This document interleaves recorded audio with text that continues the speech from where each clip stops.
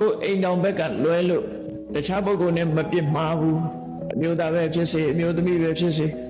ကိုအိမ်တော်ဘက်ကလွဲလို့တခြားပုဂ္ဂိုလ်နဲ့မပြစ်မှားတဲ့အနေအထားမျိုးကိုမြင့်မြတ်တဲ့နေထိုင်မှုလို့ခေါ်တယ်အဲ့ဒီမြင့်မြတ်တဲ့နေထိုင်မှုရရှိဖို့အကြောင်းကတော့ဘာလို့ဆိုအိန္ဒြိယသံဝရော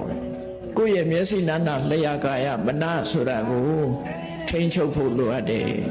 တိလနဲ့စောင့်ထိန်ဖို့ထိန်းချုပ်ဖို့တတိနဲ့ထိန်းချုပ်ဖို့လိုအပ်တယ်တတိနဲ့ထိန်းချုပ်ဖို့ဆိုတာ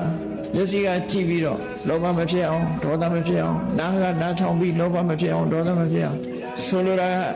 မဆိုင်တဲ့လူနဲ့သွားညှိသွားတယ်မညှိအောင်နေလို့ဆိုလိုတယ်နော်အဲ့လိုတတိနဲ့ကိုယ်စိတ်ကိုအိန္ဒြေကိုထိန်းခိုင်းတယ်ဆိုတာမျက်စိနဲ့မြင်တဲ့အဆင့်အာယုံပေါ်မှာတတ်မဲ့တာတွေမဖြစ်အောင်မုန်းတိတာမဖြစ်အောင်အတန်ပေါ်မှာမုန်းတိတာတတ်မဲ့တာမဖြစ်အောင်အနံ့ပေါ်မှာအရသာပေါ်မှာအထီးတွေပေါ်မှာစိတ်ကူးကြံစည်မှုတွေပေါ်မှာကိုယ်စိတ်ထဲမှာတွေ့တာမှုတွေမုန်းတိမှုတွေမဖြစ်အောင်ထိန်းသိမ်းဆောင်ရှောက်ရမယ်တဲ့ဒါမှကိုယ့်ရဲ့ဓမ္မစရိယဆိုတဲ့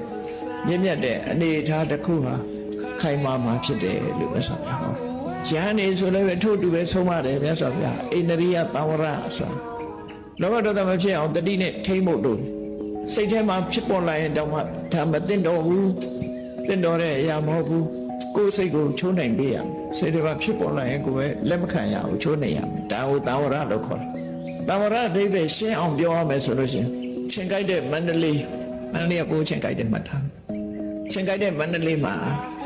တဲ့ရိုးအိတ်ထာကိုပြောပါမယ်ချင်းစည်းထွန်းတာတွေပါလေတော့မပြောတော့ဘူးနော်ဘာလို့ရတော့ဆိုချင်းမကိုင်းအောင်ဘာလို့ရလဲဆိုချင်းအောင်ချတာအဲ့ဒါချင်းမဝင်နိုင်အောင်ချင်းအောင်ထားတာအဲ့တော့ကိုချင်းမကိုင်းအောင်ဘာလို့မလို့ချင်းထောင်နဲ့အိတ်မယ်ချင်းထောင်ပြီးတော့ချင်းအောင်နဲ့အိတ်တယ်ချင်းအောင်နဲ့ဝင်အိတ်တယ်အဲ့ဒါဟာပိတ်ဆို့ခြင်းတစ်ခုပဲချင်းမလာအောင်ပိတ်ဆို့ခြင်းဟာချင်းတောင်နဲ့အိတ်ချင်းပဲဖြစ်တယ်ကဲအဲ့ဒီထဲမှာချင်းဆိုတဲ့ကောင်ကအပေါက်ရှာပြီးတော့ဝင်လာတယ်ဝင်လာလို့ရှင်ချင်းတောင်နဲ့ကချင်းကိုထုတ်ဆောင်အောင်အဲ့ဒါလိုပဲလူတွေရဲ့စိတ်ထဲမှာ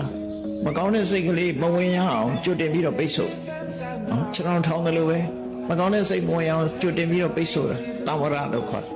မတော်တဆဖြစ်လာပြီဆိုလို့ရှင်တွန်းထုတ်ဖယ်ရှားပြအဲ့ဒီတွန်းထုတ်ဖယ်ကိုချင်းတောင်နဲ့ချင်းဝင်လာလို့ရှင်မောင်းထုတ်အောင်အဲ့ဒါလိုမကောင်းတဲ့ဘက်မှာစောင့်စည်းမှုနဲ့ဖယ်ရှားမှုလုပ်ကိုလုပ်ရတယ်ဒါကိုအိန္ဒြိယသံဝရလို့ခေါ်တယ်နော်အလွယ်ဆုံးကတော့အဲ့ဒါပဲချင်းမဝင်အောင်ပိတ်ဆို့မယ်ဝင်လာရင်ဖယ်ရှားမယ်အဲ့ဒီအဓိပ္ပာယ်ကိုဆိုလို့ကိုယ်စိတ်ထဲမှာလည်းလောဘဒေါသမဝင်အောင်ကြွတင်ပြီးတော့ပိတ်ဆို့မယ်ဝင်လာရင်တွန်းထုတ်ဖယ်ရှားမယ်ဒီအလုပ်ဟာအိန္ဒြိယသံဝရ